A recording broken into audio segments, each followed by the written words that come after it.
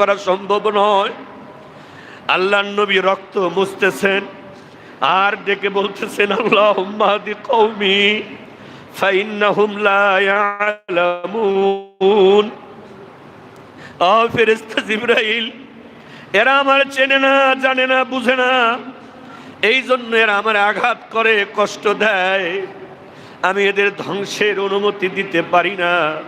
বরং আল্লাহর দরবারে রক্ত মাখা হাত উঠিয়ে বিশ্বনবী দোয়া করলেন, আল্লাহুম্মা হাদি কওমি ফাইন্নাহুম লা ইয়ালামুন।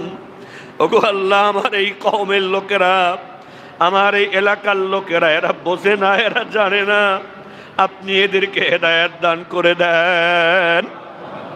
আল্লাহুম্মা হাদি কওমি ফাইন্নাহুম লা ইয়ালামুন। ওগো আল্লাহ, এরা বোঝে না, জানে না, তাই এরা আমারে কষ্ট দেয়, আপনি ধ্বংস করবেন না।